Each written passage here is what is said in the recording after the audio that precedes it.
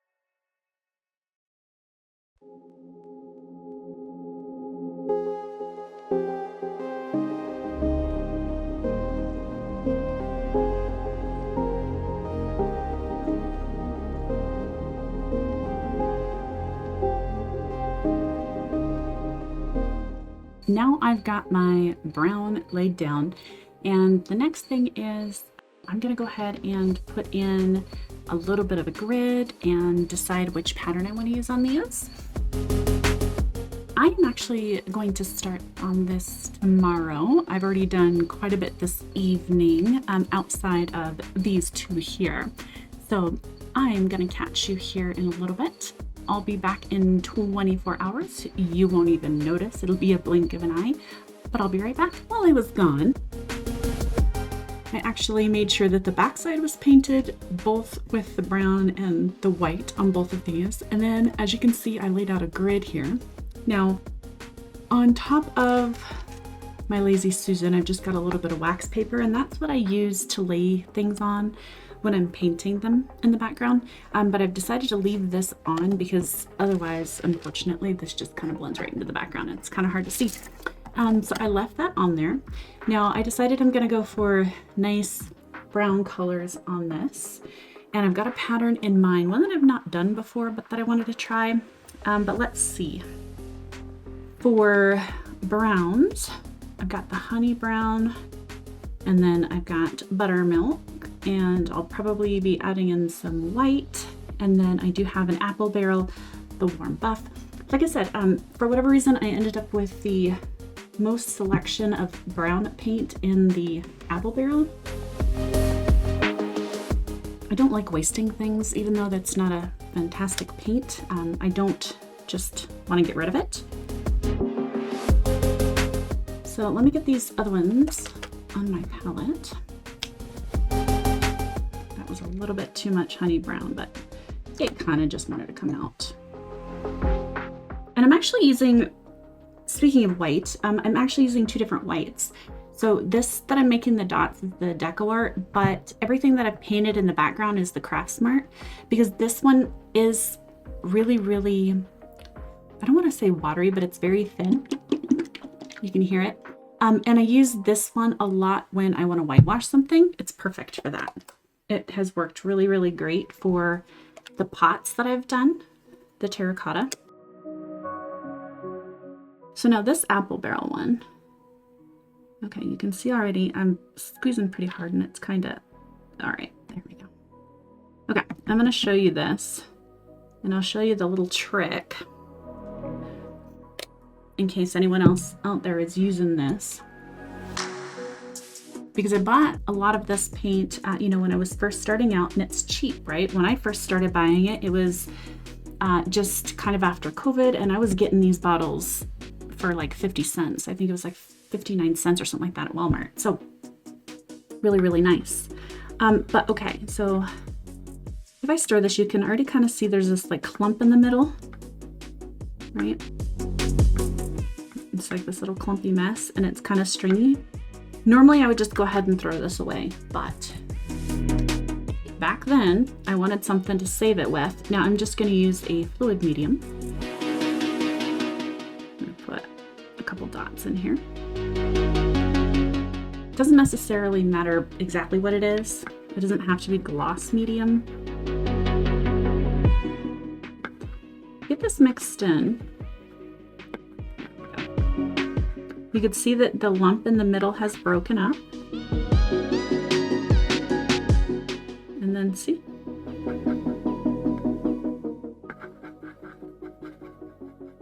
All right. It already feels like a much better consistency.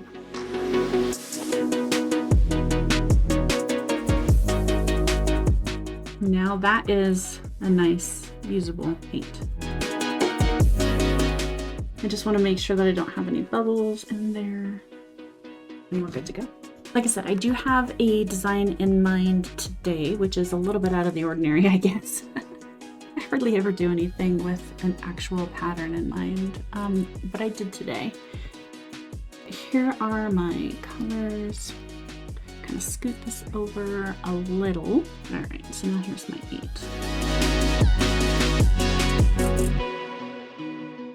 Instead of actually going around like I would kind of normally do, and put dots around the middle there. Oh, there's a bubble. Interrupted myself. I'm gonna go ahead and start with walked dots. And let's do this brown. So this is a 2. Go down half a step.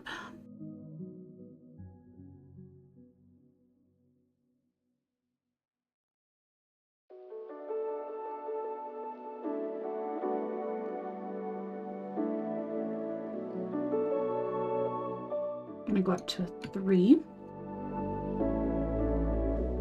down a half a step to 2.5. I'm flipping these around a lot, so sorry about that.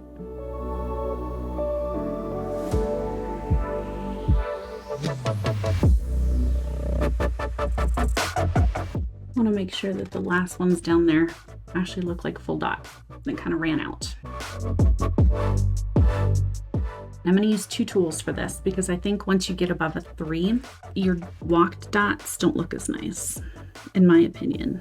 The flat tools just aren't great for walked dots. I much prefer swooshes and walks to be done with the round tools, but now I'm going to go down a full size. Each 2 dots is essentially a size, so I'm going to go down to a 2.5.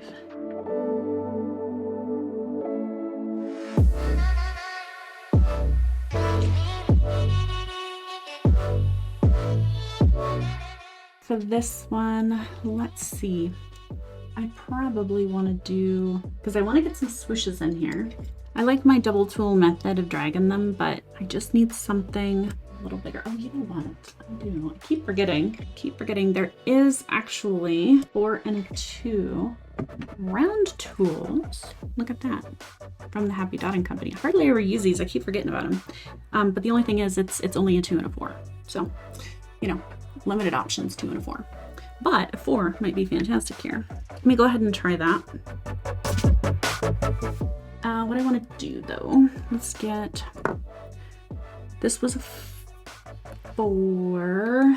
I don't want to go up too much, but let's go 4.5, and let's continue with this pattern of color.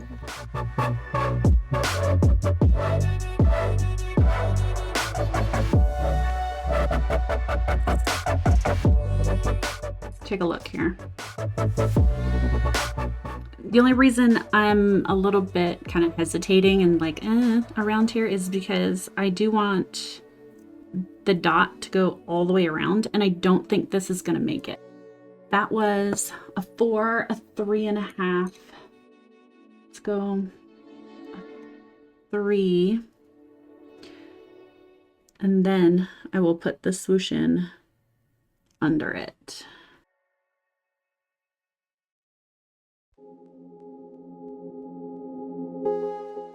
It's a real heavy fat guy. I much like the smaller tips, but I think because this is the one closest to the design, I think this will be okay. I'm not super happy with that. So what I'm gonna do, got my other tool over here. Let's make some corrections. There's something in the paint there.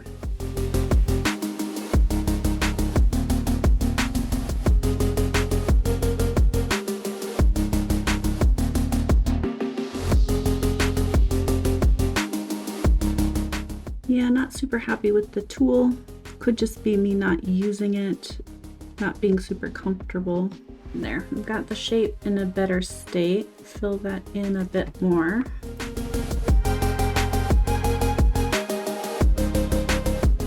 Because I started it that way, let's try to do it again.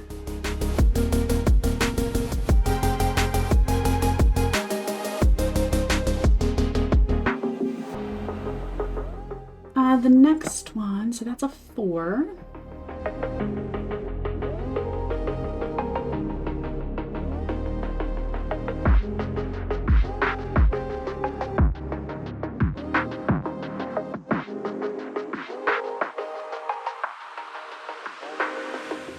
Not super happy, but no, I think that's better. It's better than trying to do it the other way.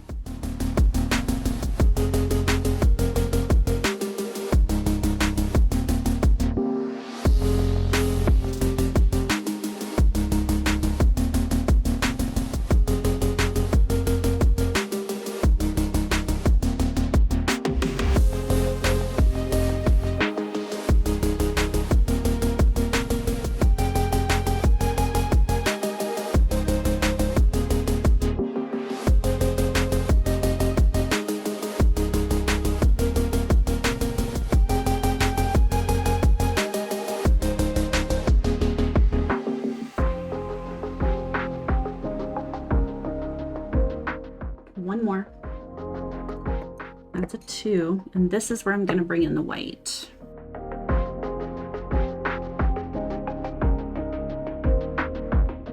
Now, I have a little bit of room around here, and what I wanted to try to experiment a little bit, I want to put some swooshes down here, but I also was thinking about putting some out here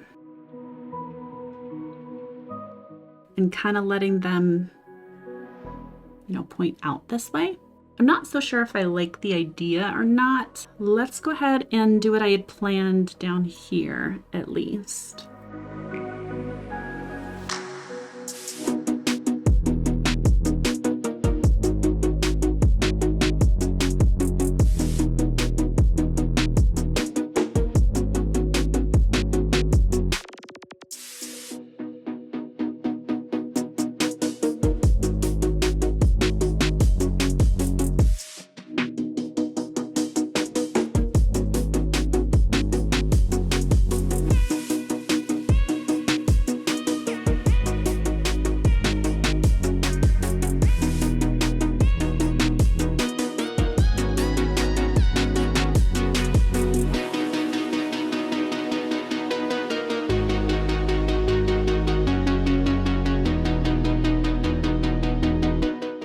Stay in the 2.5. Actually, I'm gonna go up to a 3. Changed my mind here.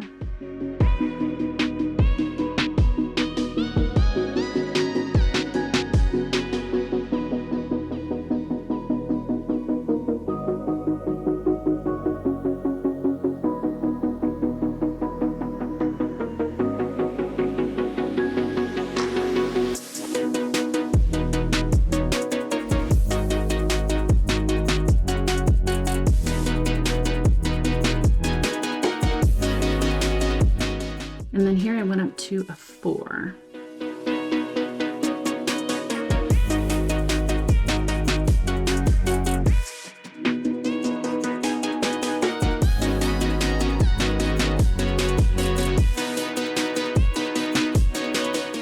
I wanted to get some gold in here, and this is kind of where I want to do that. This one is glorious gold.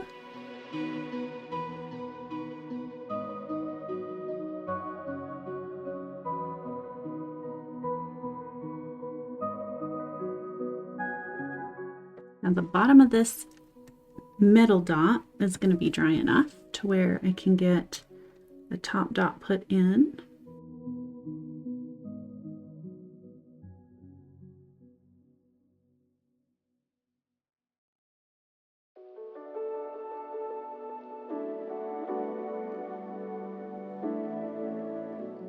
And then I don't know that I like putting too much over here. I'm changing my mind on that because I feel like it's going to be a little bit too much.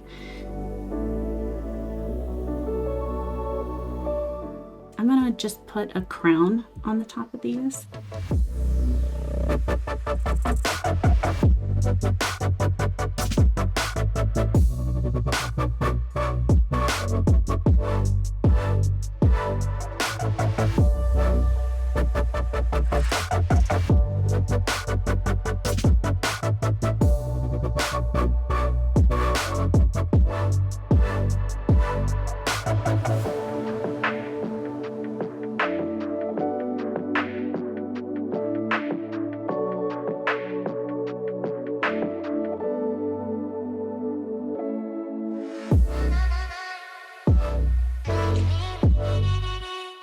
And then I'm just adding in these little tiny touches here, just to make sure that everything kind of feels finished.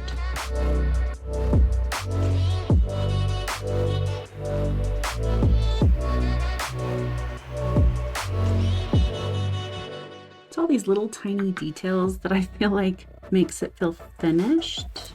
They definitely don't have to be here, and it would be just fine.